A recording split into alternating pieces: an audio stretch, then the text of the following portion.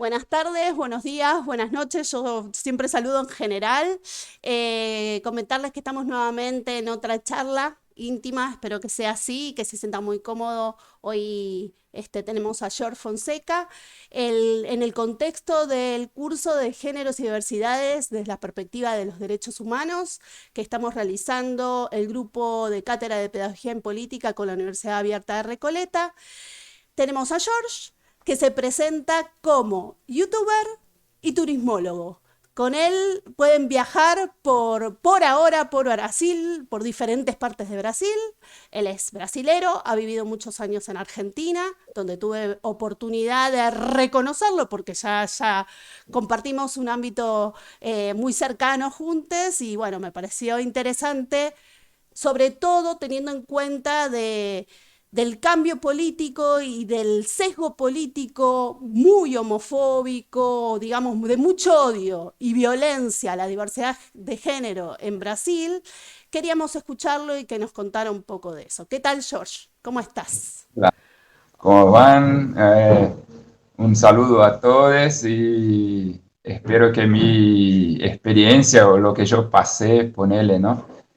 Pueda llevar un poquito a entender a otras partes cómo andan las cosas acá en Brasil. Además tenemos la suerte que es totalmente bilingüe, bueno, además habla japonés, ¿no? Y inglés, pero no va a haber problema para poder expresarse, que tampoco me gustaría traducir porque tampoco lo podría hacer. Entonces, Claro. un poco contar, que nos cuentes tu trayectoria de vida, en qué momento, si te querés contarlo, en qué momento te reconociste gay, cómo lo viste en la sociedad, y a partir de eso vamos haciendo un arqueo temporal hasta llegar a este momento en el cual vos te estás metiendo en diferentes zonas de Brasil y entonces podés darnos otro relato, ¿no? Otra experiencia. Claro, en realidad nosotros tenemos un país muy diverso, ¿no?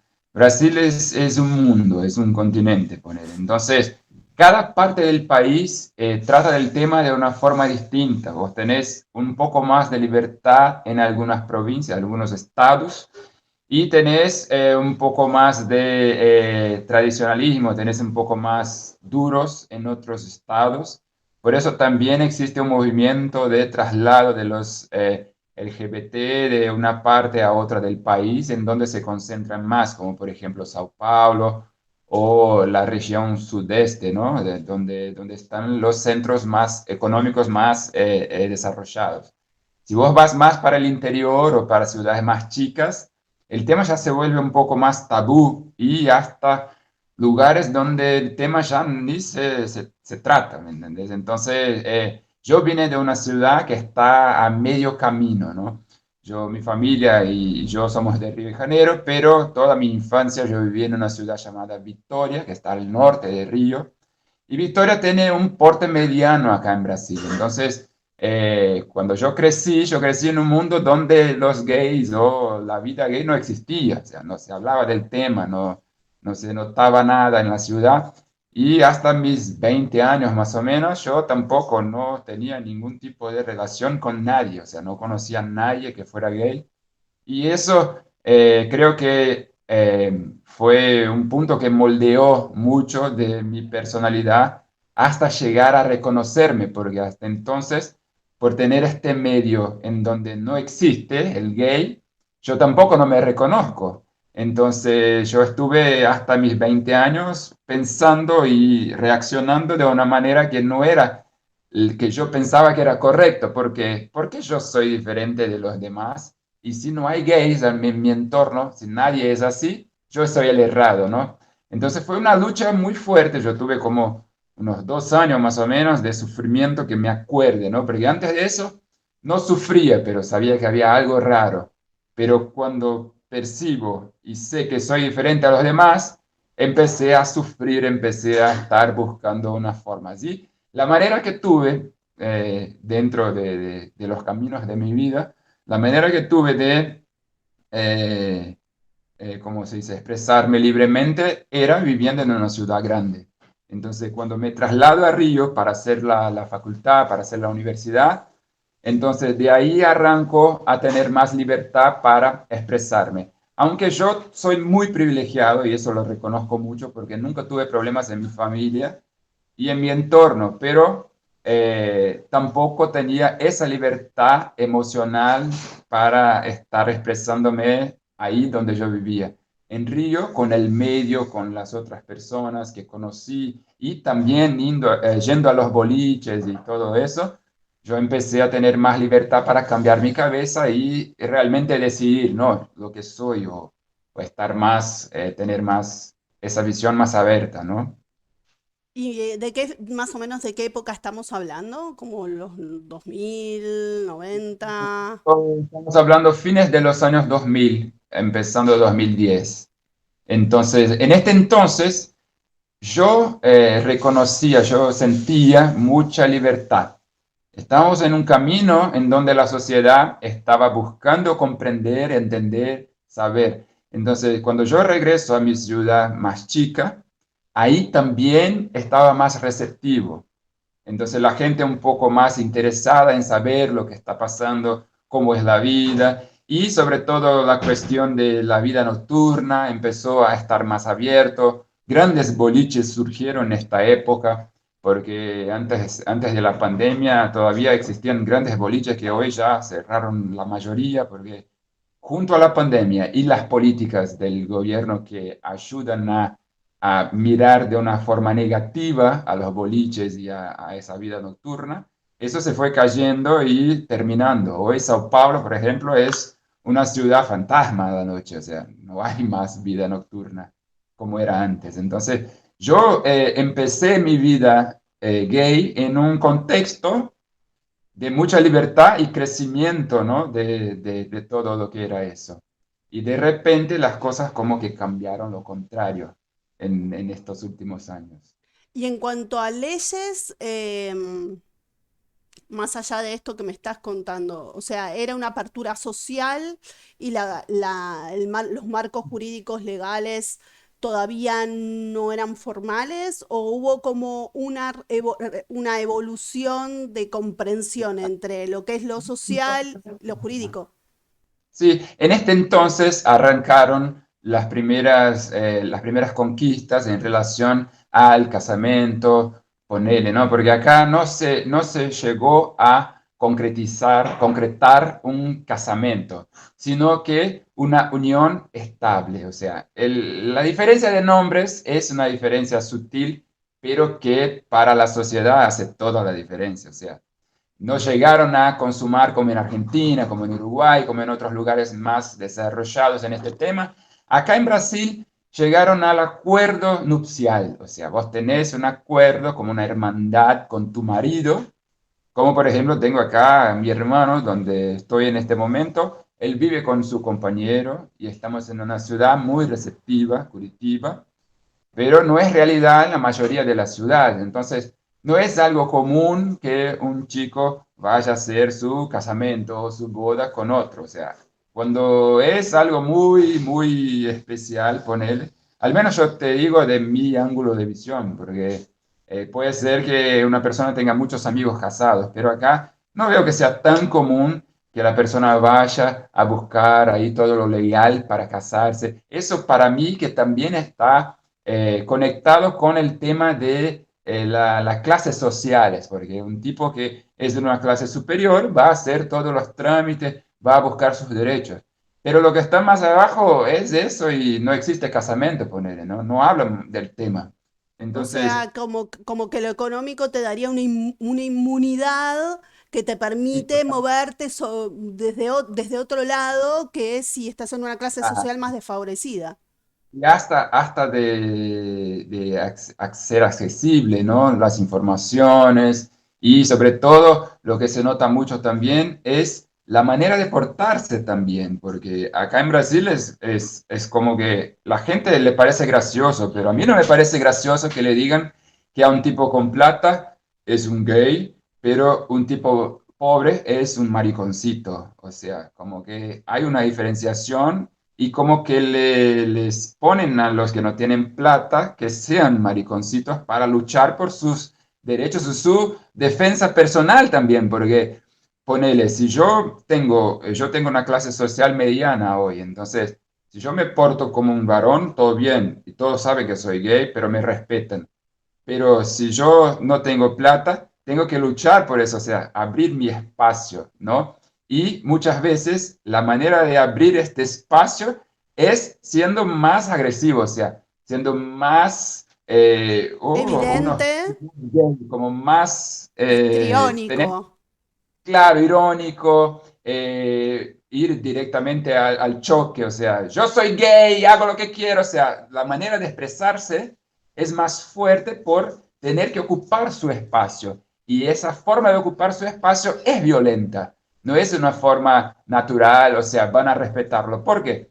Sobre todo ahora con Bolsonaro, que fue el principal cambio, es que esa forma de ocupar su espacio tiene que ser más violenta todavía, o sea, él tiene que ser más agresivo, tiene que imponer más su personalidad. Y es lo que no pasa con los gays que tienen más plata o que tienen una condición social más alta, porque pueden seguir con su vida y nadie sabe, como sigilosos, ponerle, ¿no? No están ahí expuestos en la sociedad.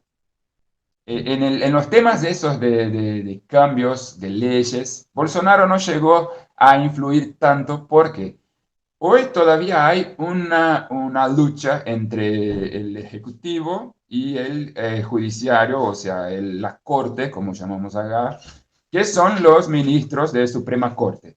Los ministros de Suprema Corte todavía tienen la mayoría elegidos por los gobiernos de izquierda de PT. Y Bolsonaro tiene todo su ministerio y toda su máquina, que son los más conservadores de derecha, pero centro derecha, porque Bolsonaro tampoco es derecha, él está donde está la plata, ¿no? Y lo que pasa es que no puede cambiar las leyes que están en favor de nosotros porque hay esta pelea de poderes, ¿no? La corte dice esto, Bolsonaro dice lo otro. Entonces, este choque es lo que hace a los conservadores ir a la calle casi todos los meses a defender la disolución de la Corte. O sea, ellos quieren que el STF, como llamamos las Cortes acá, que el STF sea destruido, o sea, que desaparezca y que Bolsonaro cree su propia Corte con sus propias leyes, sus propios derechos. O sea, si eso llega a pasar acá, sí, eso sería el desastre total. Hoy no tenemos la verdad que no tenemos un escenario desfavorable a los gays porque está esta pelea de poderes, ¿no? Está esa fuerza contraria. Pero si llega a estar mucho tiempo en el poder, ponele, si tiene 2 o 3 mandatos más, con el tiempo los ministros de Suprema Corte se van muriendo y entran los de Bolsonaro. Entonces va a llegar a pasar lo que pasa hoy en Estados Unidos, que es el tema del aborto que está cambiando. Hoy acá no tenemos los cambios retrocesos, pero por tener esa seguridad de la Suprema Corte. Ahora, lo que me parece que yo inclusive hablé con los chicos acá para saber también su visión, ¿no? De qué más ha cambiado, pero creo que el punto más fuerte de cambios para nosotros es el subjetivo, o sea, es la sociedad día a día, nuestro día a día acá. Porque antes, como te dije, yo abrí mi vida en un contexto de libertades, de nuevo, de derechos, de búsqueda de derechos. Y hoy tenemos un contexto totalmente contrario, o sea, es como que quieren que tengas vergüenza de ser gay. O sea, sos un errado, estás en una sociedad que está destruida por culpa de nosotros. O sea, Mm. la droga, la prostitución, la pedofilia, todo eso es culpa de los gays y de la libertad que nos dieron a nosotros para que vivamos bien, pero por eso hoy toda la pobreza, la mierda que están pasando en el país es responsabilidad de nuestro comportamiento libre, ¿entendés? Es como que por las libertades que nos dieron, están pasando por los problemas y es eso lo que hace Bolsonaro. Intenta no, pero le da libertad a los que ya piensan de una forma de odio. Me encantó eso lo que dijiste porque La verdad que no es fobia. No tienen fobia a un carancho. Lo que tienen es odio. O sea, odian a la libertad del otro. Odian que el otro esté con su posibilidad de vivir libres, porque ellos tampoco viven libres, ¿no? Son personas que son restrictas en varias partes de su vida. Entonces, a mí me parece que el tema va por este lado. Lo que Eh, cambió eh, eh, fue... lo que habíamos hablado, mencionado anteriormente, que estamos como deconstruyendo ciertas palabras que parece que nos protegen de alguna manera o indican un significado, pero incorporándole, por ejemplo, lesbofobia, homofobia, esa fobia. Esa palabra fobia ya está bastante instalada en la opinión pública, implica algo inconsciente, que no se puede frenar, y que naturaliza un poco la violencia que se está generando. Y esto no Claro, pasa por ahí, esto es odio y además odio sistematizado por el Estado, porque lo que vos decís es, está ubicando en la opinión pública ciertos valores de moral que terminan como culpabilizando y ajenizando absolutamente todo y sectorizándolo a la gente que tiene una diversa, ¿no? Un pensamiento diferente, una religión diferente, porque eso también, o sí, sea, estamos diciendo que tiene la particularidad que lo político y lo religioso están unidos en el Ejecutivo y eso se está sembrando a todas partes, ¿no? Y a la diversidad de género. Un poco yo lo que te iba a preguntar, porque me pareció muy interesante lo de la puja, eh, que, que es como, está en una tensión muy activa y depende mucho de la suerte de que no fallezca nadie de la Corte Suprema, porque si es repuesto, obviamente se va a jugar en este ajedrez de poder, va a colocar sí. sus figuras. ¿Qué pasa con, por ejemplo, la educación?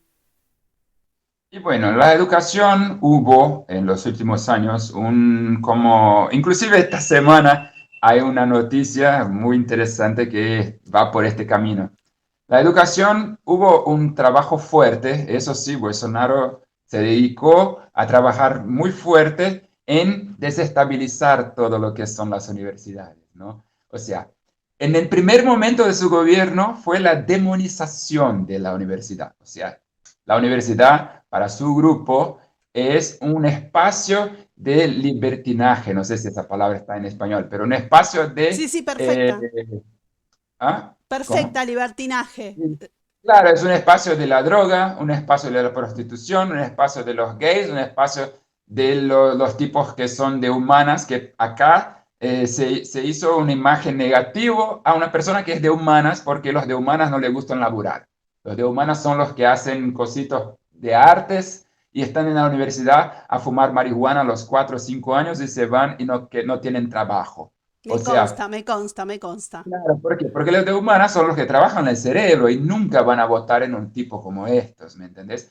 Pero hubo un trabajo muy fuerte de demonización de la universidad, de descalificar el trabajo de la universidad pública, sobre todo con enviar menos plata de los cortes de recursos y con los ministros que ocuparon la silla del Ministerio de Educación, un más pelotudo, sí, perdón la palabra, que otro. Porque los tipos, o sea, si vos ves el currículum vitae de un tipo como los que hicieron acá, poner en el ministerio, o sea, son lo contrario de lo que buscábamos para desarrollar algo.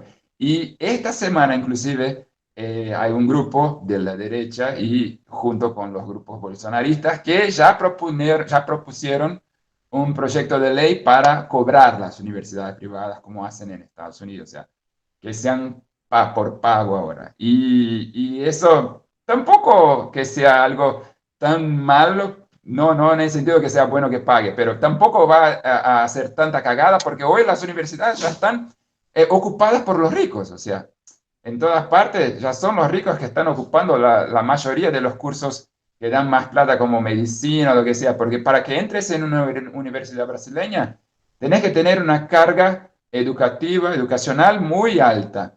Y eso la propia educación pública no te ofrece. Entonces, es mucho más fácil a un tipo que tiene plata entrar a una silla de universidad pública que a un tipo que sale de la educación pública. Entonces, lo que están intentando hacer es cerrar más todavía el acceso al pobre, ¿me entendés? Claro, claro. Porque Es un tipo que una... ya tiene plata, ya está en la universidad, o sea, no le importa si va a pagar 1.000 reales de mensualidad, pero a los pobres ya tienen que matarse para estudiar por sí propios. Y encima, si lo logran, van a tener que pagar un arancel. O sea, es una locura. Para Sí, mí me es una parece. maquinaria de exclusión. ¿En qué año fue que asumió el gobierno Bolsonaro? Me parece 2017, este es el último año. 2018, arrancó 2018. Yo 2018. estaba en Río de Janeiro, cercano a Río de Janeiro. Bueno, estábamos en la casa de una gente que conocimos de casualidad, un poco también asesorados por la zona, por Georgie, y recuerdo que estuvimos en la Asunción y al poco tiempo de la Asunción apareció la ministra de Educación, que era Pastora, si no mal no recuerdo, que dijo la famosa frase, meninas de rosa, meninos de celeste o Ah, azul.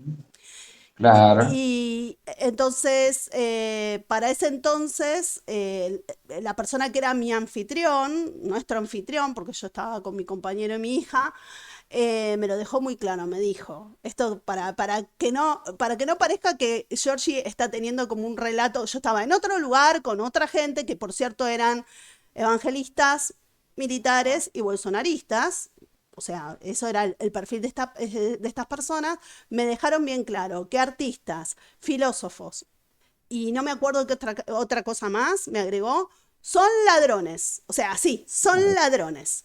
Sobre Así todo que porque hubo una ley de incentivo fiscal para estos tipos de desarrollos.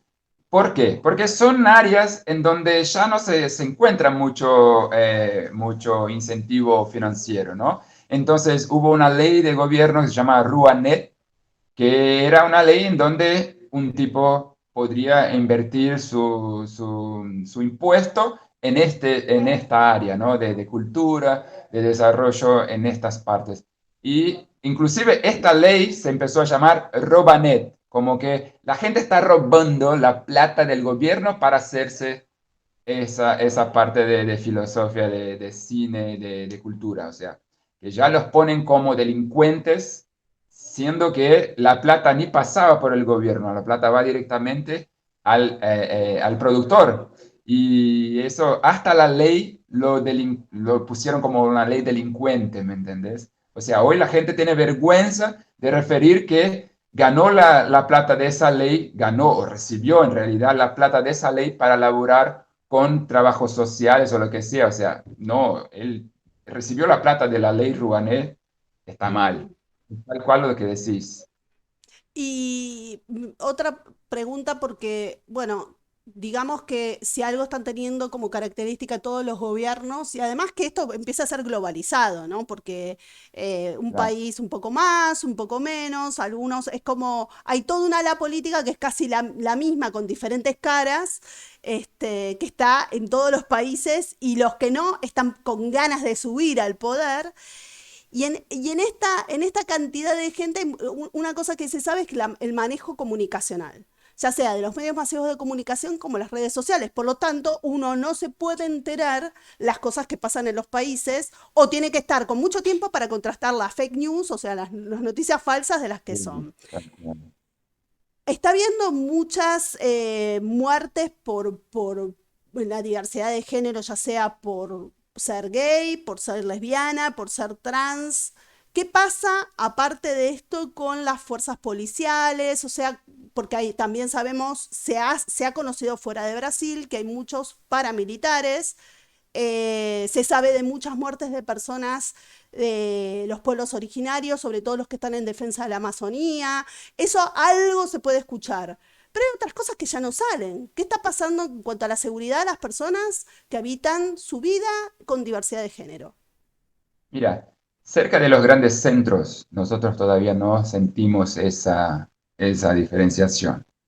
Es obvio que, como te dije, en la vida nocturna, en la vida en donde están los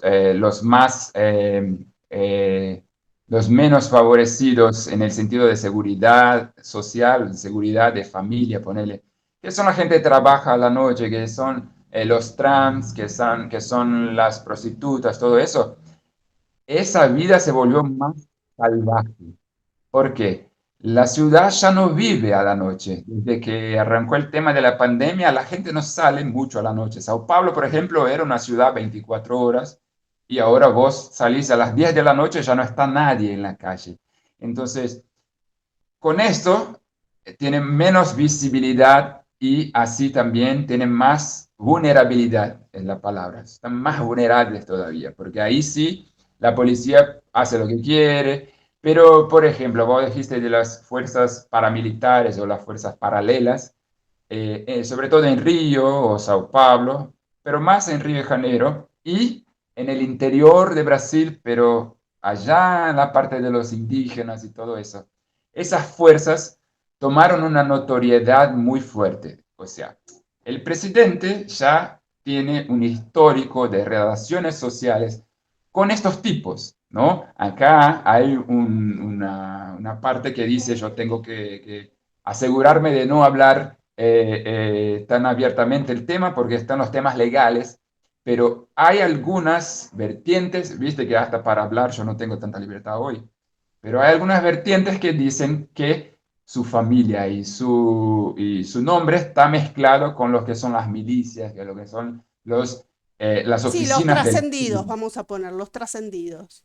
Claro, y eso, lo que pasa, acá con el gobierno actual están dándole a la gente armas, o sea, directamente. Vos hoy podés sacarte un permiso para ser como para caza, pero acá en Brasil hay un animal nomás que se puede cazar, que se llama un carpincho, y este carpincho ahora está en todo el país, porque hay grupos que están tirando los bichos por ahí para justificar que ahí haya un club de armas, porque antes no estaba el carpincho ese. Entonces, hasta donde vivo yo, puedes ver un carpincho ahí y antes no estaban. ¿Por qué no estaban? Porque ahora sí están la gente que van a cazar, por eso sacan sus licencias de arma. Entonces, y sobre todo en el norte, como dije, en la parte de los indígenas, ahí es un desastre total. Porque estamos hoy viviendo una separación en todas las áreas. Como te dije, el discurso del presidente no es, o sea, el presidente no hace las cosas directamente con las leyes o los cambios directos porque no lo puede hacer por estar los dos poderes arriba. Pero lo que hace él es cambiar las cosas con su discurso, con su habla. O sea, lo que dice él le da legitimidad a que hagan las cagadas. Entonces, ¿qué pasa? Hoy en el norte lo que dice el presidente es, tenemos que explorar, tenemos que buscar en las tierras indígenas la riqueza del país, que los indígenas no pueden estar ahí Exacto, arriba, legitiman, arriba de otro oro, claro, que legitiman salgan. la explotación con eso. Claro. Y el discurso de él es muy claro. Tenemos una mayoría que piensa así, pero la mayoría es él, que tampoco es mayoría de números, ¿no? Si las minorías no se adecuan, que desaparezcan. Eso es un discurso genocida. Y Totalmente. fue justo lo que pasó. Yo estoy hablando con esta sonrisa, pero me pone piel de gallina y dentro del corazón está apretado porque fue justo lo que pasó con los indígenas en el norte hace 2, 3 semanas. No sé si escuchaste algo de los Yanomami. Sí, Yanomami es... son los que están lindantes a Venezuela. Me encantó el perrito. Ya, Claro. ya nombraste y el perrito empezó a ladrar. Pero No, pero escuchaste, ese lindante a Venezuela, o sea que es una etnia que está como bastante extendida. Lo que pasa que aquí, bueno, da la casualidad que yo estoy residiendo en España, hay, con el tema de la guerra de Ucrania no se escuchan un montón de cosas. claro, cambia todo. Pero escuchaste algo del tema ese de los Yanomami hace unas semanas acá en Brasil, lo que pasó. No, Bueno, decimos que están en este momento las guerras internas entre las tribus indígenas y los poseros, que son la gente que viene y quiere ocupar. Estos ahora están legitimados y están asegurados por el gobierno y el discurso del presidente. Entonces, pasa que están invadiendo más tierras y más tierras y más tierras y llegaron a una tribu en donde primer incidente que hubo fue el de desaparición de una chica, me parece. Después, yo no te puedo decir bien los datos porque vi las noticias, pero me pone tan mal que agarré el macro, ¿no? Ujú. Después pasó otro incidente con una otra chica, todas, una de 16 años, la otra parece de 20 y pico, y que fue violada hasta la muerte. Entonces, cuando pasa esos dos incidentes, la tribu y la gente de derechos empieza a hablar fuerte, ¿no? Hay algo pasando aquí. Pará, gente, por favor, miren hacia acá. Y justo cuando empiezan a hablar o a gritar, la tribu desapareció por completo, ¿eh? Los 25 miembros de la tribu, de la familia, desaparecieron. Y las casas fueron quemadas, o sea, amaneció pegando fuego, como la edad media. O Claro. sea, amaneció pegando fuego y la gente desapareció de ahí. Y hasta ahora no saben a dónde fue esa gente. Y tampoco no salió en los medios como un genocidio, una desaparición. O sea, si dos personas desaparecen en Río de Janeiro, es un terror la televisión. Pero 25 personas desaparecieron. Y solo se supo la noticia porque subieron la hashtag ¿Dónde están los Yanomami? Ujú. Porque ¿dónde están los Yanomami? ¿Cómo desaparecen 25 personas de una y su casa se hace mierda y nadie dice nada? Entonces, es un tema muy delicado lo que está pasando acá en Brasil, porque hay una gente que no habla del tema y que por no hablar y por no cuestionar, ya está dando legitimidad, ya está dando su apoyo a lo que piensa el grupo que está en el gobierno. Y eso es también el principal cambio que tenemos para nosotros, porque hoy la gente acá o en la calle, cualquier parte, puede decir lo que sea de un montón de odio y no les importa porque tienen la seguridad que no le va a pasar nada. ¿Me entendés? Con el tema del racismo igual, porque por las declaraciones del gobierno, el tema del racismo que acá ya es fuertísimo y la gente jamás habla del tema. ¿Por qué? Por las leyes que hicieron en la época del fin de la esclavitud en relación a cambiar la cabeza de las personas. Lo lograron cambiar y hoy en el imaginario del brasileño no hay racismo, no hay división social. Pero si vos vas a una ciudad como acá, en Curitiba, donde yo entro a un local, la gente no mira si tengo puesto el uniforme. Ya me confundieron dos veces en menos de 24 horas. Me confundieron dos veces con el empleado del local. ¿Por qué? Para ellos no le importa mirar si tengo puesto el uniforme del local. Soy morocho, estoy ahí por laburar, no estoy para comprar, porque los morochos no entran a un local para comprar, solo entran si laburan. Entonces es muy fuerte y no se habla del tema, porque si yo llego a decir, no, pará, ¿por qué me trataste así? No, jamás, no es como muy natural la forma como las cosas van. Los que son víctimas lo aceptan porque ya trabajaron sus mentes, ¿me entiendes? Y es la misma manera que está pasando eso en el norte. La gente ya tiene su mente trabajada, o sea, son indígenas. ¿Qué pasa? No nos importa. Y a los trans y a las trabajadoras de la noche, o sea, lo mismo. ¿Qué importa? Están en la noche, no los vemos. Ya están como invisibles, una invisibilidad social que trae todo eso del tema de la violencia, o sea, no autorización oficial, ¿no? Para que el odio crezca y se aparezca, ¿no? Y en cuanto a la salud, Bueno, la salud. porque siempre es algo, un tema que tanto educación como salud, me parece que hacen a la diversidad de género en el sentido de que la educación abre universos, permite acercarse a un otro con respeto y responsabilidad, y la salud nos da esa calidad de vida que tiene que estar Sí, también abierta y no generar, ejercer sesgos, porque eso también complican la vida de las personas que tienen que vivir una vida plena, ¿no? En diversidad de género hay muchas cuestiones que tienen que ver con la salud.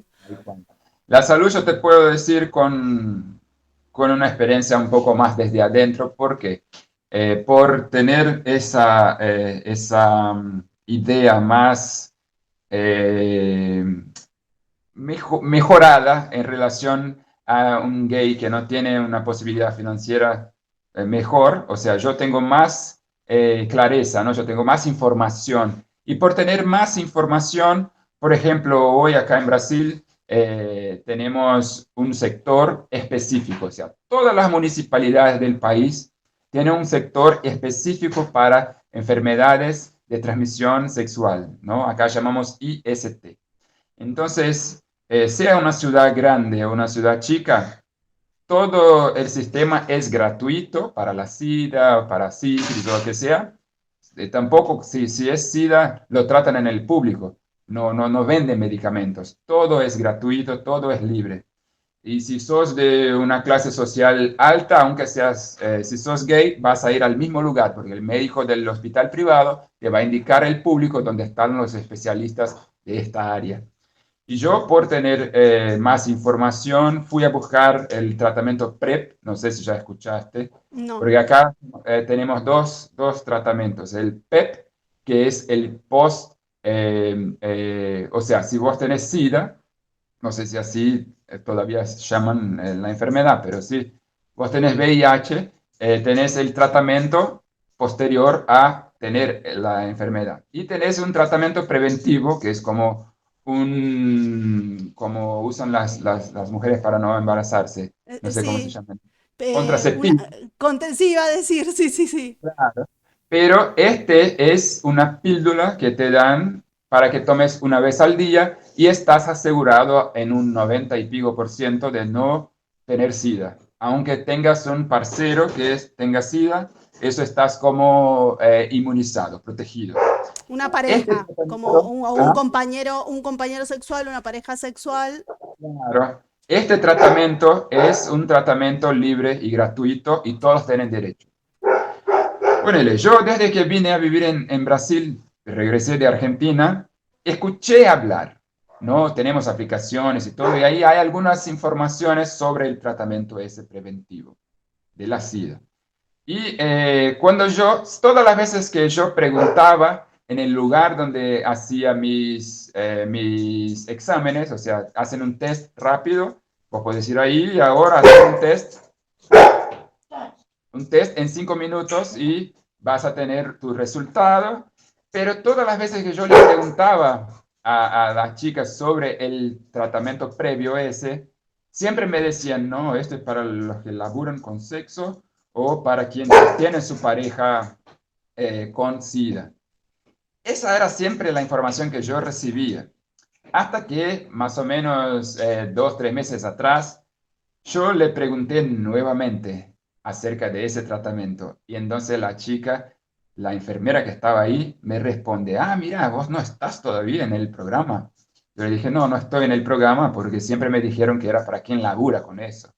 Y me dijo, no, pero es una información equivocada que te dieron porque el grupo político que estaba anteriormente estaba alineado con el gobierno federal y le cierra las puertas a los chicos o a quien sea para no recibir el tratamiento ese previo, ¿me entendés? O sea, como que hacen una dificultad de acceso al tratamiento. Sí. Y eso porque yo soy una persona con más información, te imaginas al que no tiene información ninguna. O el que se queda Entonces, conforme con la primera respuesta, es una manera de cerrar la accesibilidad, claramente.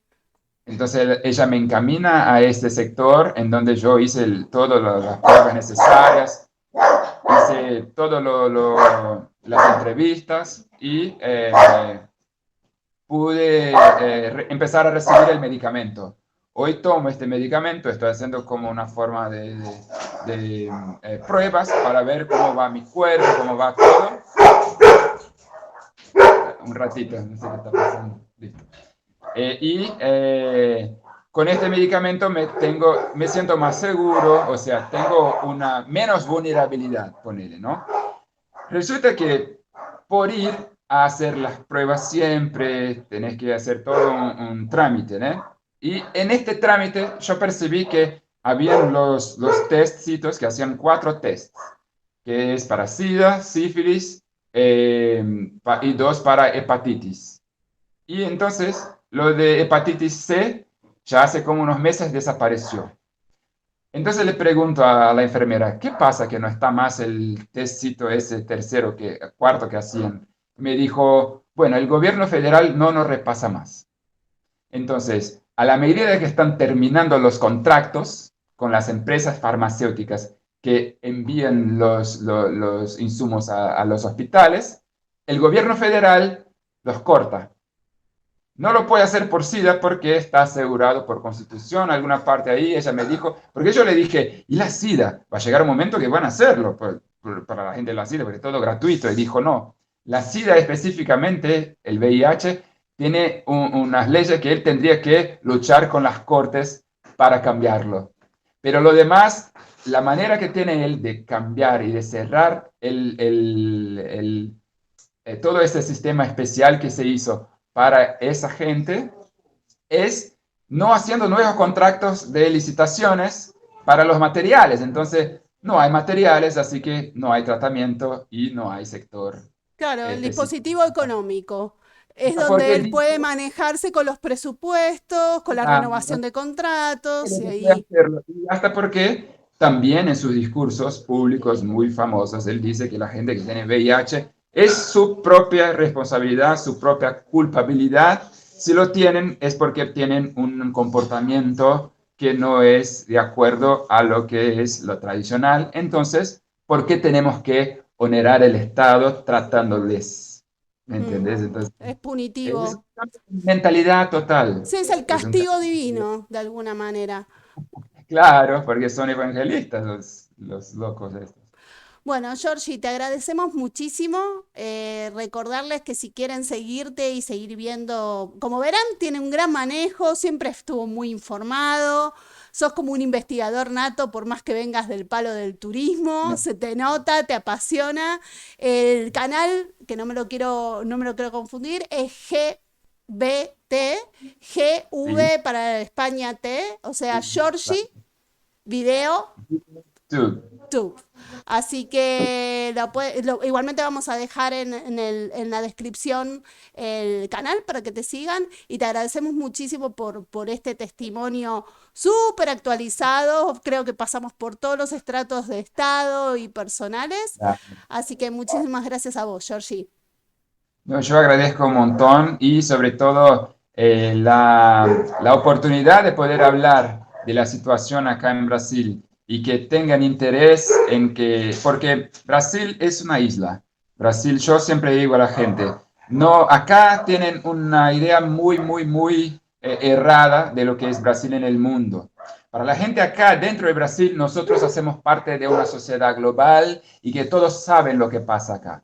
Pero en realidad lo que no comprenden los brasileros es que Brasil es una isla cerrada por la lengua portuguesa. O Total. sea, solo llega la información que les traducen y les traducen como les convienen. Entonces, la televisión brasileña o las fake news o WhatsApp o todo eso, solo llegan las informaciones que les traducen, como el tema de Ucrania y todo lo demás.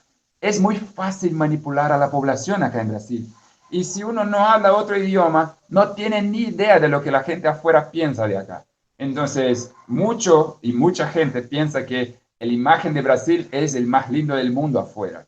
Pero en realidad me gusta mucho denunciar, me gusta mucho hablar, no solo a la gente de afuera como a la gente de adentro, que no hay un encuentro de ideas. O sea, afuera tiene una idea totalmente diferente de Brasil y muchas veces desconocida, y adentro tiene una idea muy super estimada de lo que es Brasil, que en realidad no tiene toda esa representatividad mundial, sino que en temas en donde Brasil puede hablar, pero la mayoría de los temas Brasil es olvidado. O sea, en Sudamérica estamos acá, todos hablan castellano, todos están ahí intercambiando informaciones. Y Brasil, nadie sabe nada. O sea, y lo mismo con Brasil, no saben nada de lo que pasa en Argentina, no saben nada de lo que pasa en Paraguay o lo que sea, aunque estemos tan cerca, ¿me entendés? Entonces, ese es un tema muy delicado como dice, para trabajar en el imaginario de la gente, tanto dentro cuanto afuera de Brasil. Por eso me gusta siempre estar ahí hablando de eso y por eso me gusta, por eso tengo gratitud por poder hacer parte del proyecto ese que tenéis, ¿no? Y sobre todo porque pensamos que darnos la mano es a nivel región por lo menos por lo que nos toca, por la naturaleza de estar tan continuos y cercanos. Así que, bueno, súper, súper gracias. Igual. Muchas gracias también. Muchas gracias a vos y a todos que nos estén mirando.